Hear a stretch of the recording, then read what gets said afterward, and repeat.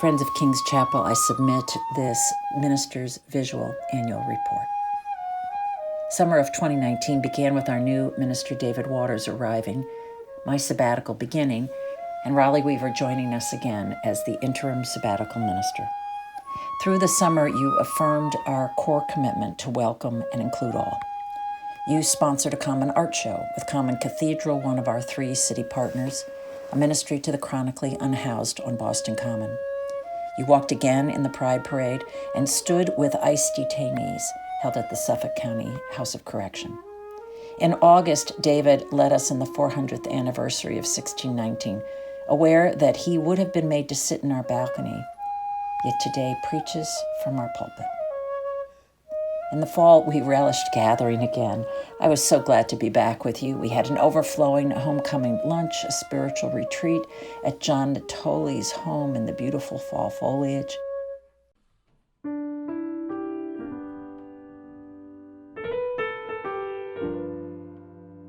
And we learned from members inspiring ministry to asylum seekers. In worship, we baptized babies. We preached on climate change and remembered on All Saints' Day, in the glow of many candles, those who have gone on before us. In November, we set aside worship time for learning the sobering King's Chapel history of slavery, something we have been seeking to study for the last 3 years.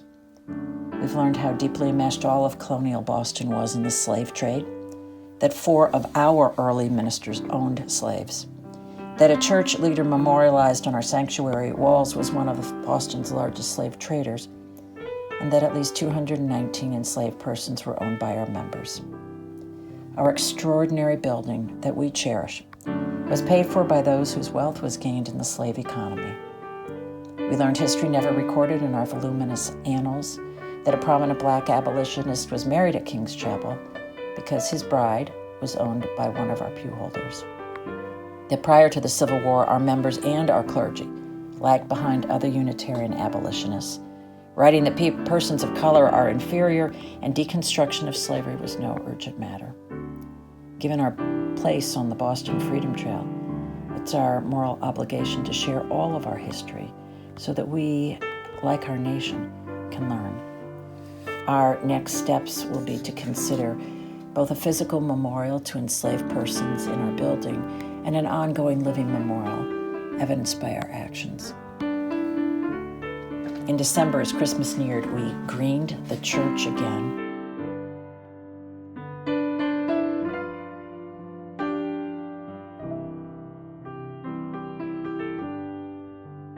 Made Advent crafts, thrilled with the huge crowd who came together for our annual milk punch celebration.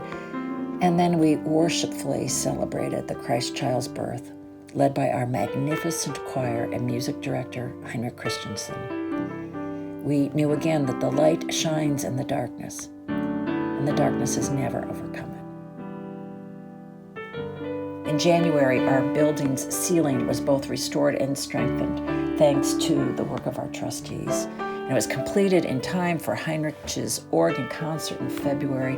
Well done.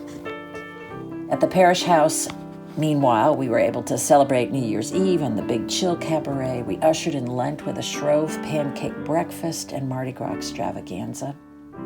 And then in March, our worship turned to the Lenten theme of forgiveness. But suddenly we found ourselves separated due to the coronavirus pandemic. We announced that we were physically closed but spiritually open. And since we've been experimenting with weekly recorded services, all now archived on our website for you, our members' active roles in worship have brought these videos alive. You have been waving palms, you donned your Easter finery, read prayers, sang Psalm 23.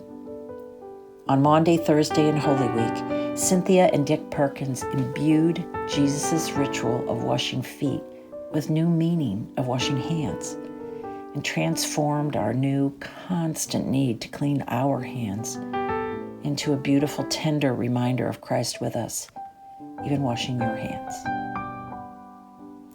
After Easter, our new environmental group, led by Julie Hyde, Kent Wittenberg, Gary Riccio, Dory Seavey, and Jennifer Kronstang, presented to us. There's a plethora of materials on our website. Tim Nilsson Hoy stepped forward to initiate a virtual Bible study each Wednesday evening, and you have been gathering for the study of Rilke's Book of Hours. A new pastoral lay team led by Lee Glenn has made calls to all our Boston-based members by telephone. Clergy have hosted coffees and a Friday night Zoom block party, and recently members of the 9 a.m. morning light service have met over Zoom to light prayer candles, continuing to share our joys and concerns each week. Each of these new virtual experiments heralds really exciting possibilities for the future, ways to bring many of us together across distance, expanding our reach to new people. We have so much to share. The pandemic has also made us intensely mindful of the social disparities that plague our city and nation. Our Christian Unitarian Church wants to respond. Our new stewardship chair, Gail Dankard, has invited all of us to share of our resources as best we can. The vestry and chairs of all committees have already pledged to the church, many at higher levels than last year. In a similar vein, the Community Action Committee acted decisively and shared with our 3 community partners $60,000 of the minister's discretionary income, a gift of our forebearers. You see, in times of trial, when the most needy suffer the most, the church is called to give away more, not less.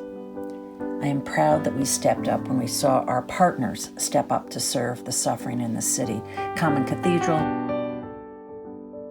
the Louis D. Brown Peace Institute, and the U Urban Ministry. And last week, our King's Chapel team exceeded our goal for the Mother's Day march to support the Louis D. Brown Peace Institute. How proud we all are of that. I'm also gratified that your leadership has worked very hard to extend until the end of June the paychecks of our many gig economy part-time employees, our historians and our choir members. They need King's Chapel income, especially now when they've lost other jobs. It's the call of us, the church. So thank you, King's Chapel, a remarkable church during this time of need, where lay leaders are leading and community partners are partnered with meaningfully. King's Chapel members sharing of their means that others may be served. You're reaching out to touch one another in love. This has been a year I am proud to have shared with you. Now join with me in thanking our wardens, our treasurer, our chair of parish council, all our committee chairs, and all of you, our members. You are those who've made all this possible. Respectfully submitted, Joy Fallon, Senior Minister.